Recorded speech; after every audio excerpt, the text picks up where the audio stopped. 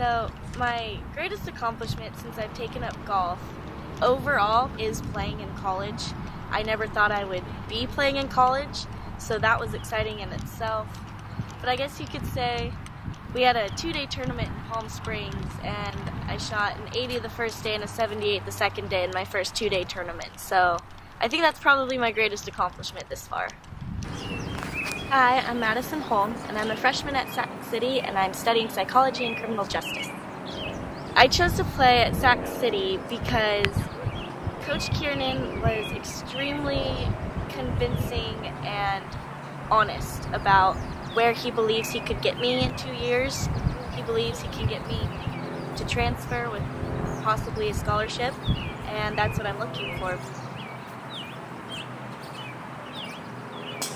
So I was diagnosed with type 1 diabetes when I was 10 years old, because basically type 1 diabetes is where your pancreas that produces insulin to take the sugar out of your blood when you eat, that pancreas stops working. It doesn't produce that insulin anymore. So when you have type 1 diabetes, you test your blood sugar, and there's different ranges for different people that you need to stay in with that blood sugar to be healthy. You also give yourself insulin shots, so like a vial and syringe, and you do that every time after you eat, or if your blood sugar is, they call it high. There's times when your blood sugar's low. It's a constant struggle with the diabetes, and playing a sport makes it harder, but definitely doesn't hold you back. You just kind of go with it, and it makes you a better person overall.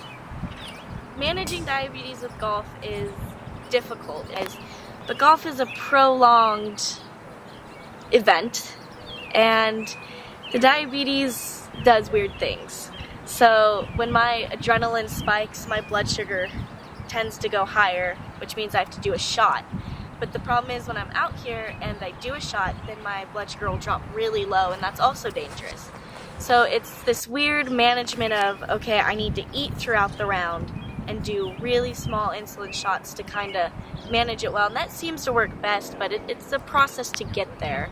I always make sure I eat a healthy, big breakfast in the morning, and that seems to help. Because if my blood sugar gets high on the golf course, I start moving really, really fast. Everything goes super fast. If my blood sugar drops, I feel lethargic and paralyzed, and it's hard to move. So it's this fine line between a good golf day and a bad golf day, and that really depends on the diabetes a lot. Yeah, the diabetes definitely does affect my score. A couple rounds that you look at where I've been in the 90s or high 90s, my blood sugar's been off. Sometimes when it's really bad, I'll shoot in the high 90s, and that's not a good round for me. I like to stay in the 80s is what I consider a good round for me, and I think Coach considers probably the same thing. She's a very good golfer, and her, her game, like everybody else's, goes up and down a little bit, but she's a good golfer, and she's pretty high energy all the time, and even if she's not feeling good, she's like the rest of the players on our team. They're very persistent, and they will finish, and nothing's going to stop them. So she's that way, and she's got a great personality, though, very bubbly.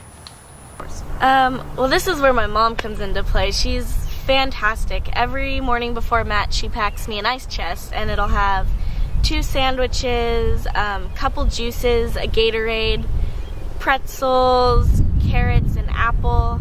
Just something that covers the whole food pyramid, so I know I'm getting the nutrition that I need. Because as well as the diabetes, I have another problem with my stomach. I digest food too fast. So 2 hours after I've eaten, I have no food left in my stomach, where a normal person has 68% left. So I'm going through food fast. So I'm constantly hungry.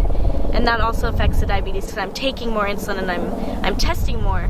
But it seems to balance out well with the snacks my mom packs because they're based on nutrition.